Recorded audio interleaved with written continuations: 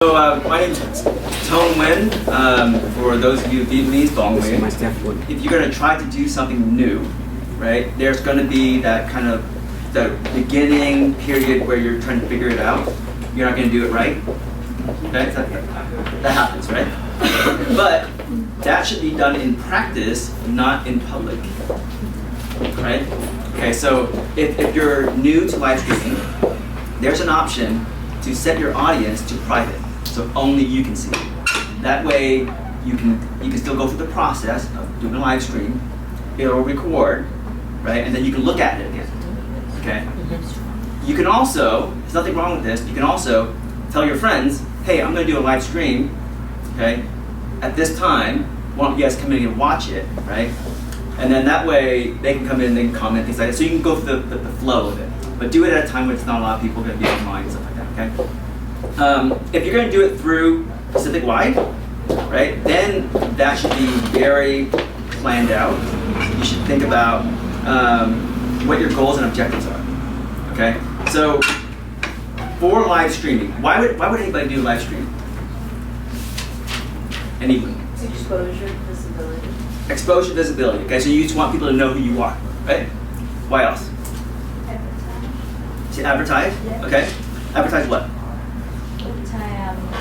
Your name, your job, Okay. your business. Your business, okay? Just want people to know what you do, right? Okay. So I like to bucket the live streaming purpose and goals objectives into two buckets, two main buckets. One, products and services, okay? And then two, brand building, okay? Products and services is very specific, right? That's where you have specific services you want people to know about that you do, okay? Or new products that are coming out, yeah? And then the other one is brand building. Brand building is about, okay, we want you to think of us a certain way. Does that make sense? Okay, when you think about Apple, what do you think? Is that a good brand, bad brand? Good brand, okay? And why do you think it's a good brand? They're popular. They're popular, okay? Why are they popular? Because everybody uses it. Everybody uses it. It's a great product.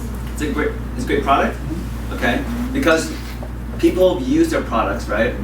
And then so they know the quality is there.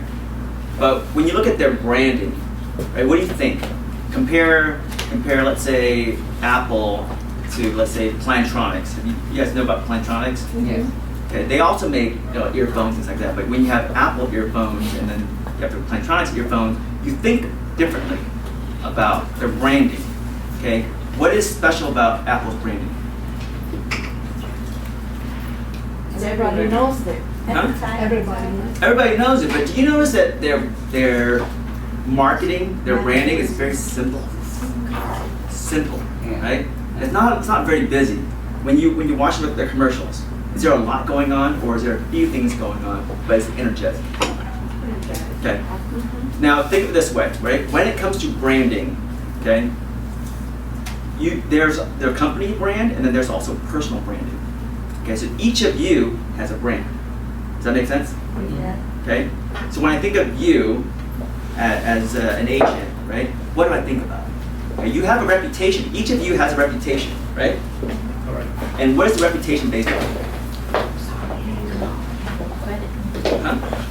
Integrity and credibility. Okay, so and that's based integrity and credibility based on what? What do they think of it? What others think of you, and that's based off of what? What they know of you. What they know of you based on history, right? Your history, your background, your interactions with people is what develops your reputation. Does that make sense? Okay. Now that is different than branding. Okay? Your personal brand is how you want people to view you as an individual. Okay? So you can control that. Can you control your reputation? Yes. You can if you think about each interaction in advance, and when you interact with people, you want to be honest, you want to be open, you want to be very helpful, right? So you plan in advance how you want to interact with them. But once you interact with them, then it's up to them to decide what that interaction was for them, right? I mean, how many of us have gotten complaints? Through life, you gotta have some complaints, right? You thought you did everything right. They did. Every day. Okay? But that is their reality, right? Sometimes it's a misunderstanding. That's their reality. Okay, so that helps build reputation. Now, your branding is how you want people who don't know you to view you. Okay? So when it comes to brand building, okay, you have to think about, this way you make a list and you say, okay, how do I want people to view me? You write down words to describe it. Once you do that, you have to figure out, what do I need to do to achieve this? Okay? And so live streaming, Facebook posts, all of your marketing efforts is an opportunity to help build your brand. Okay?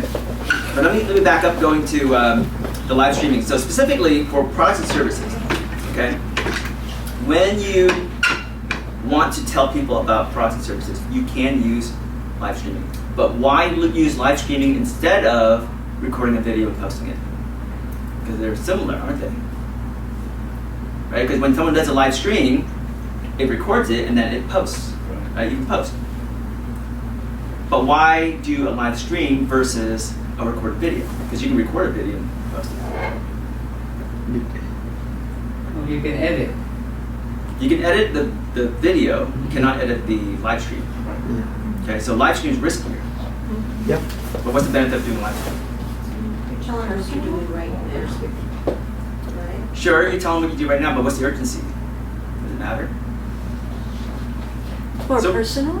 Is that? More personal? It is more personal. Okay. It shows your flaws and everything. Well, the main objective, right, for doing a live stream versus a recorded video is to get that interaction. So when you do a live stream, people come on, they go, hey, I have a question about so-and-so, or whatever, right? They interact, right? And if you're able to interact back with them right away, that's ideal. Okay? Sometimes there are these live streams where someone goes live and then they're speaking the whole time. They don't interact at all. But there's people putting comments in there. When people go in and they do comment stuff, then they're watching and then they're commenting, and then other people look and they see those comments and they comment as well, right? So that interaction is what we're looking for. So it's almost like if you can't get them in person, right, sitting in front of you, you're doing a live stream. Okay? Now, that's if you want the interaction. If you don't need the interaction, all you want to do is just get information out, just do a recorded video. Okay? Just do a recorded video, then it actually will be more likely to be more professional. Does that make sense? Because you can plan out your script. You can make mistakes and you can edit those out, right? When you go live, you make mistakes, it happens, right? It's there, they can see it, right?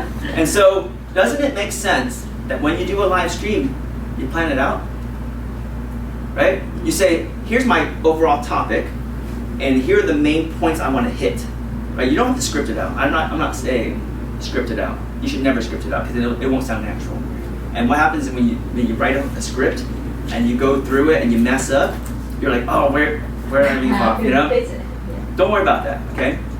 Just get your bullet points down and then just go through it and then in your mind check it out, okay? But always have goals and objectives. So why am I doing a live stream today, right?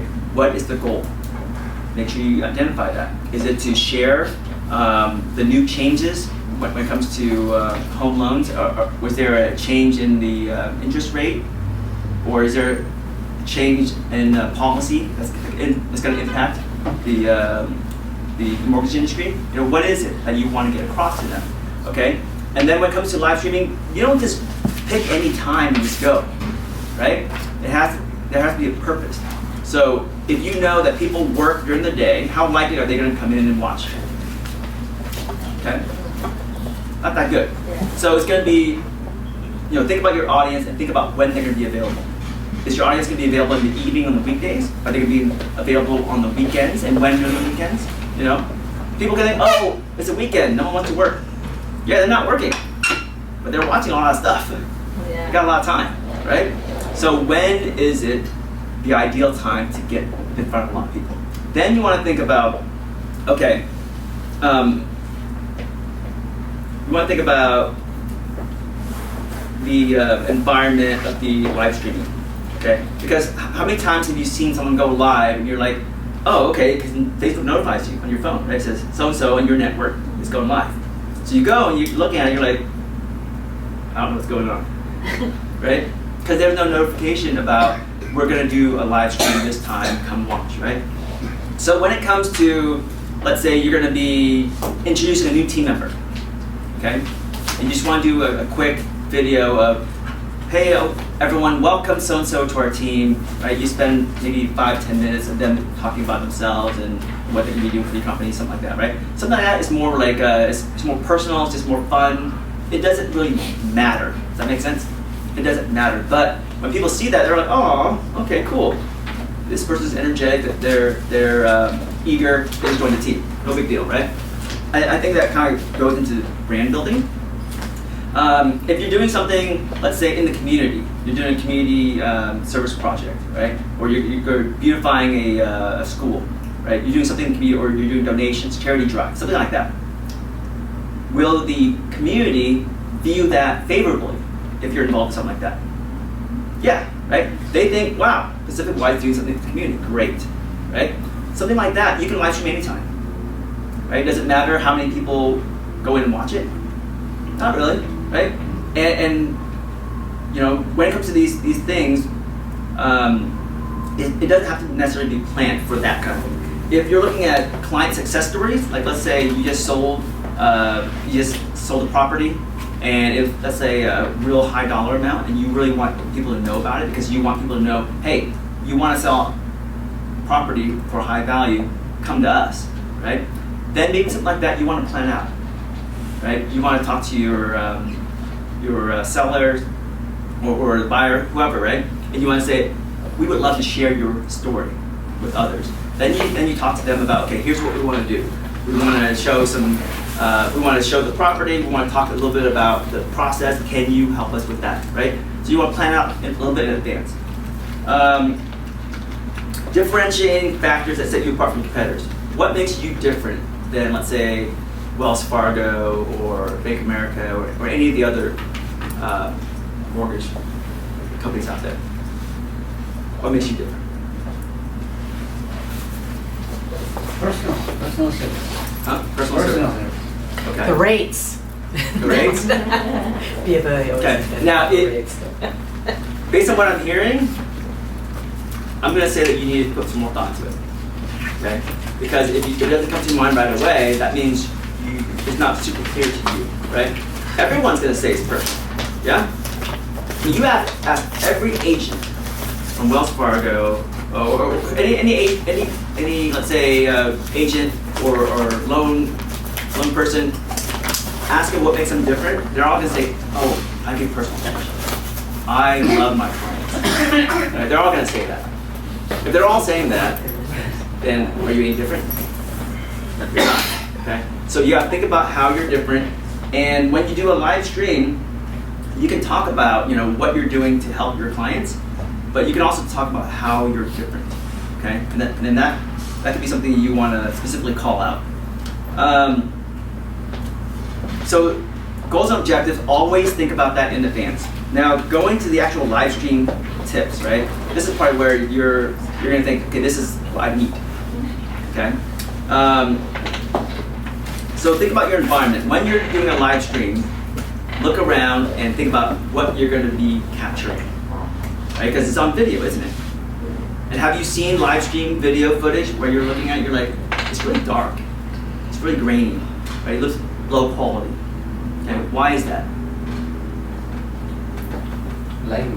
Lighting. Okay, lighting. You just need more light. Okay, you want clearer images, more light.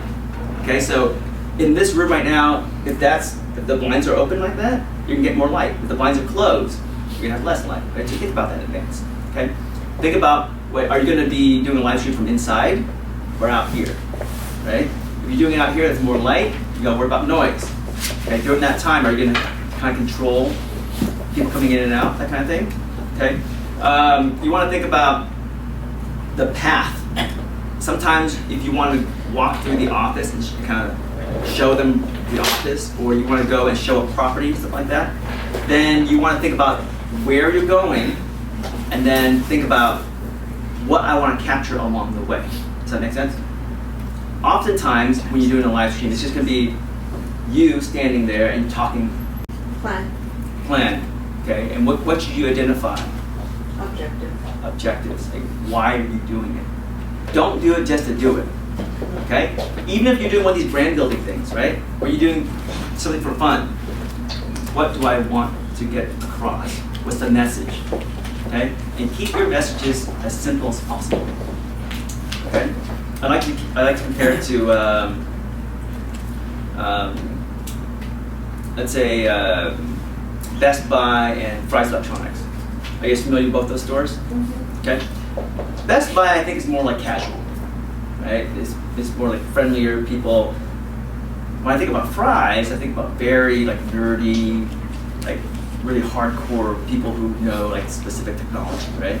So you go to like, let's say, you go to the stereo section, and then you talk to someone about stereo, and you say, oh, I need to buy stereo, okay? And then they'll say, oh, okay, well, you know, you want to look at a certain number of wattage for the speakers, and you want to look at a certain number of ohms and amps. You're sitting there like, well, I don't know what this means, okay? But if you walk to somebody else, let's say maybe Best Buy, you ask them, okay, I want to buy a stereo, they'll ask you, do you want it really loud or not that loud? Do you live in an apartment or a house? Right? You say, well, I live in a big house. Okay, you probably want it louder, right? Because the sound travels, you know? So you need to fill up a bigger space. And then so I recommend this stereo here because it's louder. And the reason why it's louder is because of these watts. The higher the number of watts, the louder it's going to be. So you're like, oh, that makes sense, right? But that guy was speaking to you in plain English, where the other guys are using these technical terms. You're like, I don't know what that means. That makes sense? Okay. So you want to bridge that though. You want to use that simple language, but also use some of that technical language, but explain what it is. Does that make sense? If you try to get information across, but it's too complicated or it's too technical, will your people understand what that means? Huh? If it's too technical, if it's too complex, they won't get it. So you have to understand your target audience. You have to understand your target audience. Okay, keep it simple. Okay, but so your target audience is going to be a mix of regular people, right, and then people who know, right. And so you want to get both. You want the people who know to look at you and go, all right, she knows what she's talking about. I respect her because she knows the right terminology. But the people who don't know, the average people, you got to get them too. So you can balance both. Does that make sense? Okay. So I'm going to share this document with like the list of like goals, objectives, live stream tips, and all that with Hong, and he's going to share that out with you guys. Okay. What questions do you have? Okay. So for some of you, the most important information today is going to be like these live stream tips, right? For make sure you choose your orientation, portrait or landscape before you go live, looking at the lighting and stuff like that. But for me, the most important thing for you guys to take away from here is to plan, right? To identify your goals and objectives before you go live, okay? Because if you don't do that, when you do a live stream, you won't meet those goals and objectives. You'll kind of be just doing it just to do it. Does that make sense? Okay? Don't do it just to do it. Okay? Always have objectives and goals in mind. Now, after you do a live stream, okay, there are steps afterward. Once you do a live stream and it's recorded and it's posted, what do you do with it afterward?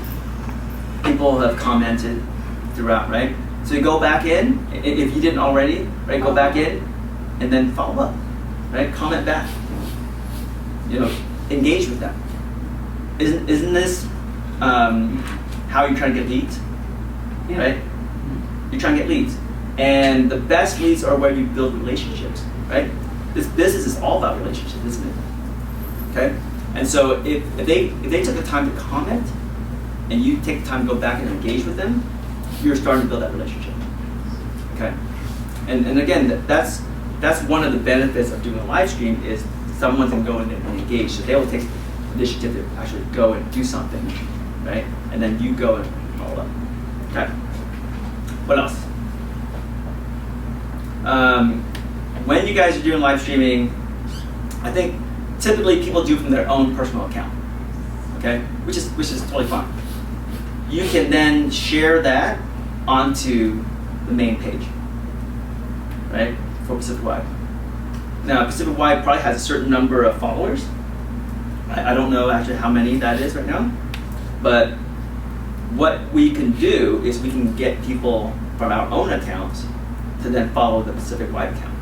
Okay, so if you have 500 followers, right, and you have 1,000, and you've got 700, right, we can start inviting people to follow Pacificwide.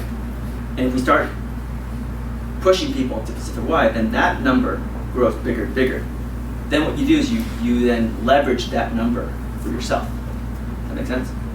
Okay? But in order for that to work, you gotta first start pushing them that direction, right? As a team, right? Some of you might think, well, if I push my people there, how's that gonna help me? Well, you're pushing people there to now get everyone else to push people there, and then you're sharing that pool, the audience. Okay. All right. What other questions do you have? Okay. The best thing to do now is to practice, right? Keeping in mind all the stuff I talked about today, go and practice. There's nothing that's going to replace that, right? But now you have at least some ideas of what to think about before you go practice, okay? And I would recommend you do 3 or 4 private live streams just to get comfortable in front of the camera. Some of you might be already comfortable in front of the camera, some of you aren't, okay? My guess is you're probably not, okay? And so just do some of that, look back at it, show each other, okay? And it's gonna be uncomfortable, right? Where you do it and then you show someone, you say, hey, what do you think? And they're like, well, just know, right, that you're not good yet, and be okay with that. But then take the feedback and then practice, get better. Okay? All right. Thank you. All right.